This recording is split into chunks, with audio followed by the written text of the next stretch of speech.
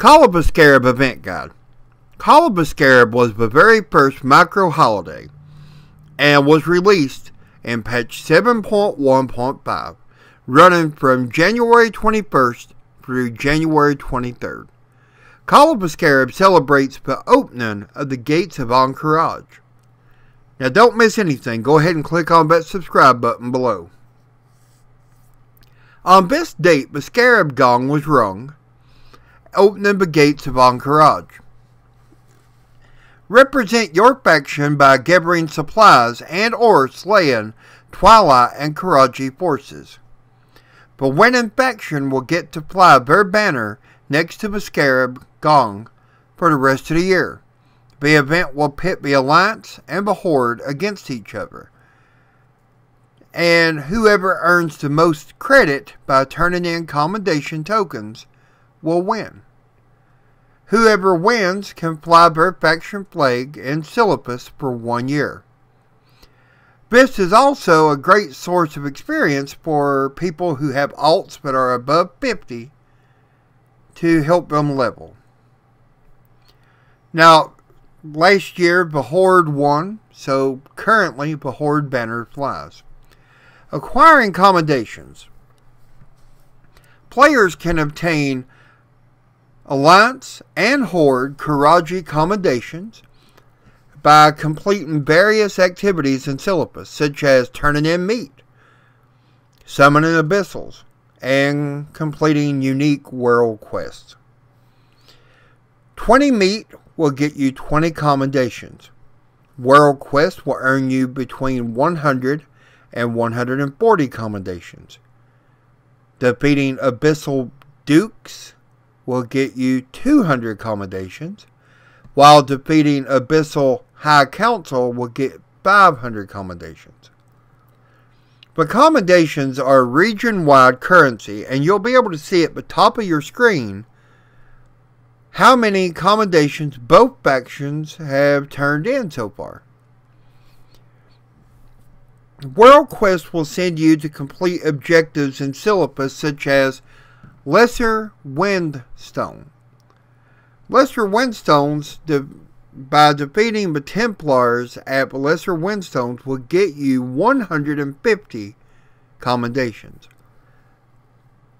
Ahn'Qiraj Sethun, defeating Osirian, the Unscarred, and the Ruins of Ahn'Qiraj will gain you 150. Ruins of Ahn'Qiraj Osirian defeat Sethun, and the Temple of Ahn'Qiraj will gain you 100. Silithus, collecting Silithus will gain you 100 Commendations.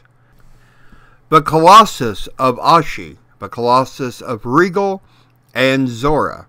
Defeating mobs like this, which are only part of the AQ opening event, will gain you 150 Commendations. Whichever faction has more Commendations at the end of the event will win. And of course, it wouldn't be Silithus without Twilight Cultist camps. All of the Twilight Cultist camps in Silithus have now been updated for the event to mobs of level 110, including Twilight Avengers, Stonecallers, Geolords, and Twilight Masters. You can locate the Twilight Cultists in 4 different places: Twilight's Run Cave, Twilight Outpost, Twilight Post, and Twilight Base Camp. Now these mobs have a large drop rate for encrypted Twilight text. The Twilight Cultist armor, which would include the Twilight Cultist robe, Twilight Cultist mantle, and Twilight Cultist cowl. This is set to personal loot, which makes it more reliable for you to get loot. The great news is that the armor, each piece now stacks.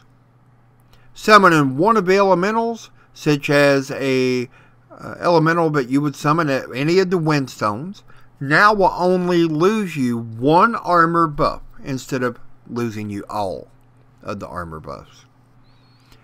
Each cape has a different windstone, each summoning different bosses. Now, the lesser windstones will require all 3 cultist buffs to summon, and can summon a Crimson Templar or Hurrah Templar and an Azure Templar. Now, these mobs can be soloed and drop Abyssal crests for everybody but helped, but can be tossed around from person to person. So if you're in a group and you want to help gain a large amount of Abyssals, you can toss it to one person that's been designated to hold them.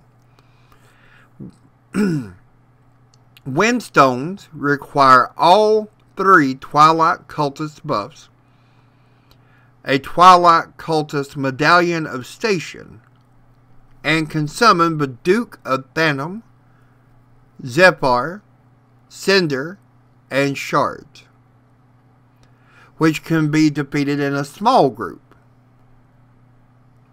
Now, related quests would be Cinders of Cinder, Pearl of Phantoms, Salt of Shards, and Song of Zephyr. These bosses drop an item that will start a turn-in quest that will give you 200 commendations. Greater Windstones require all 3 of the cultist buffs, Medallion of Station, and a Twilight Cultist Ring of Lordship. Now you can summon with this Baron Kazam, High Marshal Whirlaxis, Lord Scowl, Prince Scaldernox, which requires a large group to defeat.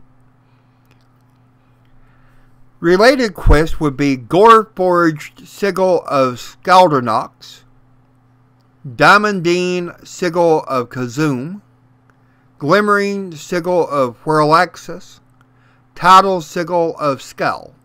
Now these bosses drop an item which starts a turn-in quest for 500 commendations. Acquiring the Twilight Cultist Medallion of Station and the Twilight Cultist Ring of Lordship will take 250 to 1,000 Abyssal crests respectively. Gathering supplies.